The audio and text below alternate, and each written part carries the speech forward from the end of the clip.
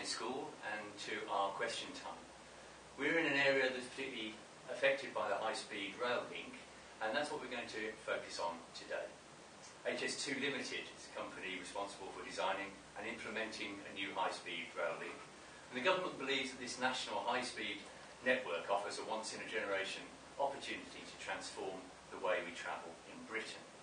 We're going to discuss that with Polly, who's in Year 12, Matt in Year 13, Sam in Year 9, and Rory in Year 10. So, over to our audience for the first question. Does the panel agree that the economic benefits of the proposed high-speed rail link will outweigh the social cost? Okay, so Matt, your response. I feel the economic benefits far outweigh the social cost of this plan. For example, job creation. It won't just be construction and creation of the railway, which will create jobs for the country. It will be operating the line, it will be driving the line, it will be the general day-to-day running of the line that will create jobs for the country. There will also be a great economic boost for the country. Rail fares will add to our GDP and help bring up our ailing economy at this time. Trains are also too slow at the moment, and having faster trains will mean it will stop the economic hampering that travel between London and Birmingham typically causes. Other countries, including China and France, already are able to manage having many different high-speed rail links in their country. Britain is the same length as France, so we need a high-speed rail link just as much as France does. And rail travel is far greener than other forms of travel in the country. It will reduce the number of people travelling in cars, and it will mean rail travel will be a lot greener. The country will be producing less greenhouse gases. Great. Thank you very much, Matt. And Rory, what's your opinion? Firstly, I would like to outline that you said that rail travel is much greener. However, the new high-speed rail link will actually use 3 times more power than a conventional train would normally use. Also, I'd like to mention that the noise pollution created by the train will, in fact, match up to a 757 jet, which is more than I think is adequate for a rail link of that size and is not necessarily needed. Also, the social impact is that people will be relocated, they'll be moved, people who won't be affected if this isn't moved will have to be relocated, the government have to fund their relocation. I don't think that's a viable source of problems at this time. So, some strong arguments there, Sam. How can you respond? Now, personally, I feel that not only are the economic benefits very clear, but they also important social benefits that need to be mentioned. For example, time. I mean, half an hour, say, it cuts off your journey for a commuter. That's an hour every day. And imagine what people can accomplish with an extra hour of their day, every day. That's 5 hours a week.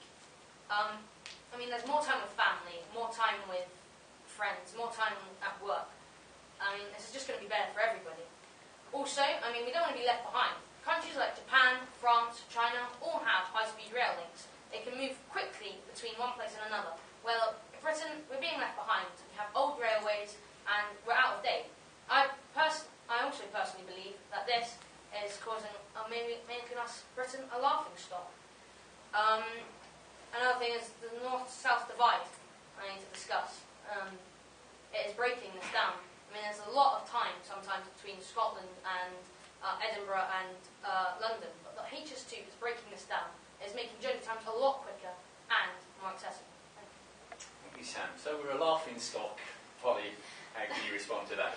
I think the important thing to question about HS2 is what the essential aim of it is.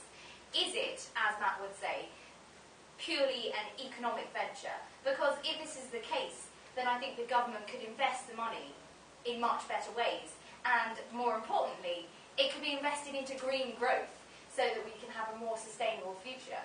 Or is the aim of HS2, as Sam would say, purely a social thing, to cut down on travel time because our trains are too slow?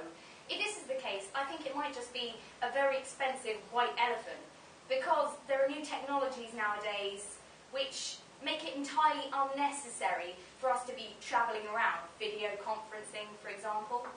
And perhaps it's time anyway that we all adapted the way we look at travel and only took the journeys which would be completely necessary. So for the aims which have been put forward, I don't think it's justifiable to be implementing something as expensive as HS2, or something which will have such massive implications to society society and to the environment. And there's no cost that we can put on that.